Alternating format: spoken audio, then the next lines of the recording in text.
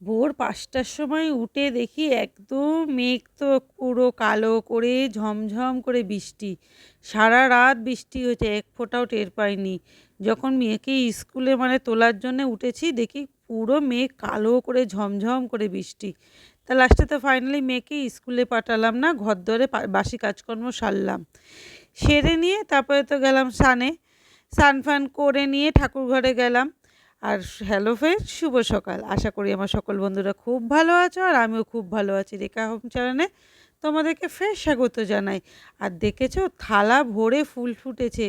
জানো তো আমি আগের দিনকে বিকেলবেলা প্রত্যেকটা কড়ি আমি তুলে রেখেছিলাম, কেন নাহলে আমি তো জানি সেই 4টের আগে এসে নিয়ে চলে যায়।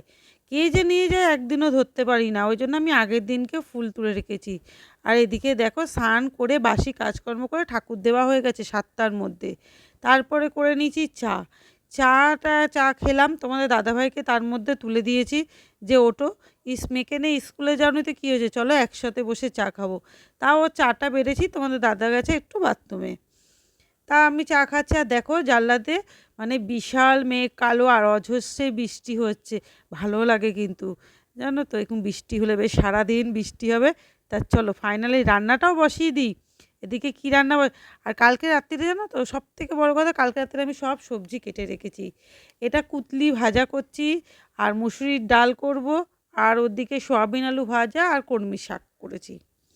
এই করেছি, বেশি কিছু। আর মেয়ের মাছ রান্না করা আছে ফ্রিজে, আর বেশি কিছু করিনি, এই রান্না করি। চলো একে একে মাছ রান্নাগুলো সেরে নিই। তার মধ্যে তো এদিকে মেয়েও উঠে গেছে। মেয়েকে বলেছি খেয়ে পড়তে বসো, থার্ড টাইমের পড়া যেহেতু শুরু হয়ে গেছে তুমি এবার লিখতে বসো, থার্ড টাইমে কিছু লেখা আছে। আর তোমাদের দাদাভাই তো পেপার পড়ছে মাঝে মাঝে আর বসে রয়েছে। তার ফাঁকে একটু দুধ আনতে পাঠালাম, আবার একটু চা খাবো, দুধ ছিল না, আবার একটু চা খাবো বলে দুধ আনতে পাঠালাম। এদিকে কাজের দিদিও কাজ করতে চলে এসেছে, ওনাকেও একটু চা দেবো। তা বৃষ্টি ওয়েদার তো জানো তো, এমনিই আমি চা খেতে ভালোবাসি, আর বৃষ্টি পড়ছে তো কথাই নেই। এদিকে দেখতে দেখতে রান্না বান্না সব হয়ে গেল। আর একটু বেরোনো আছে, একটা দিদার বাড়ি যাব। তোমাদের দাদাভাইয়ের দরকার, তোমার দাদাভাই বলছে তুমিও চলো। তা মেয়েকেও নিয়ে গেছি। মেয়েকে নিয়ে গেছিলাম কি, ওর মেয়ে তো পড়া নেই। আর এদিকে দেখো একটু আম কেটে নিয়েছি, একটু টিফিনে আম খাবো। আর তোমাদের দাদাভাইয়ের সব খাবার দাবার বাড়া হয়ে গেছে। আর মেয়ে ওদিকে দেখো পড়তে বসেছে, কেন সব রেডি ফেডি করে রেখে তারপরে বেরোবো। তা চলো যাই, তোমাদের মেয়েকেও পড়িয়ে নিই। মেয়ের এদিকে স্নান ফান সব কমপ্লিট হয়ে গেছে, সব কিছু রেডি হয়ে গেছে। তারপর কেন আমি তো জানি মেয়ের পড়া আছে, ওই জন্য মেয়েকে আগে আগে রেডি করিয়ে দিয়েছি। তা চলো যাই, না তোমার দাদাভাই আবার তো কাজে বেরোবে। এই দেখো যাচ্ছি, আর কি জল জমে গেছে দেখো কত জায়গায় জায়গায়। আর ও দিদাটা না অনেকটা বয়স হয়েছে তো, চোখেও কম দেখে। আর গেছি, তাই এই দেখো এই দিদাটা ফোনে একটা ডিজাইন দেখছে। তা তোমাদের দাদাভাই যে কথা বলা তো কথা বললাম, কেন কাজটা হলো না, যে কাজে যেহেতু একজন এসে গেছে আরেকজন, ওই জন্য কাজটা হলো না। তা ওই জন্য বাড়ি চলে আসতে হলো, বললো দিদা বললো কালকে আসতে।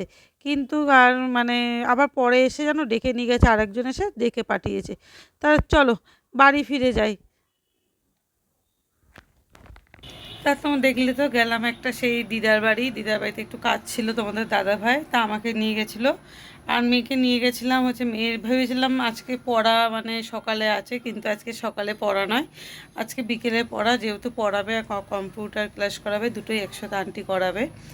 তাই জন্য মেয়েকেও নিয়ে গেছিলাম। মেয়েকে নিয়ে তারপরে ও দিদাটার বাড়ি হয়ে তারপরে আসলাম হচ্ছে তোমার মাসের সদাই নিতে। মাসের সদাই কবে লিখে দেওয়া হয়েছে খাতায়, তো অনেকটা দিন হয়ে গেছে, এখন আনা হয়নি।